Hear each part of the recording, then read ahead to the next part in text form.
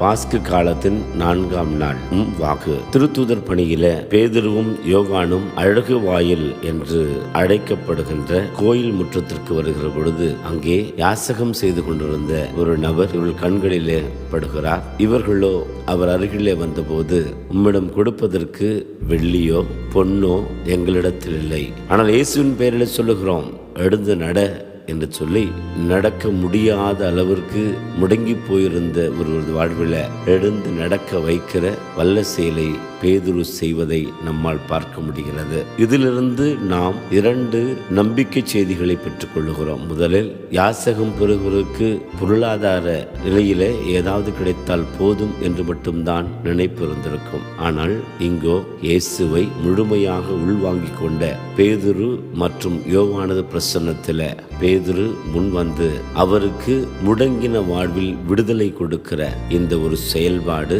இன்று சமூகம் இப்படித்தான் மனிதர்களுக்கு வெறும் அன்றைக்குரிய உணவு உடை என்று சொல்லுகிற அந்த நேரத்திற்கான தேவைகளை பூர்த்தி செய்வதை காட்டிலும் முழு மனித விடுதலைக்கான தேவை என்ன என்று பார்த்து செய்கிற போது அதுதான் இன்று மானுடம் எதிர்பார்க்கிறது என்பதை உணரவும், இரண்டாவதாக இயேசுனுடைய பெயரை சொல்லுகிற போது அது எந்த அளவிற்கு வல்லமை உள்ளதாக இருக்கிறது என்பதை வெளிப்படுத்துகிற ஒரு நிகழ்வாக இந்த நிகழ்வு இருக்கிற வேளையில் முடங்கி போயிருக்க நம்முடைய வாழ்விலும் நாம் இயேசுவே தெய்வமே என்று சொல்லி அவரை உற்று நோக்குகிற போது நம்முடைய வாழ்விலும் கண்டிப்பாக விடுதலையும் முழுமையான சுதந்திர உணர்வும் கிடைத்து மகிழ்ச்சியின் பிள்ளைகளாக மாறுவோம் என்பது உறுதி. அல்லேலூயா.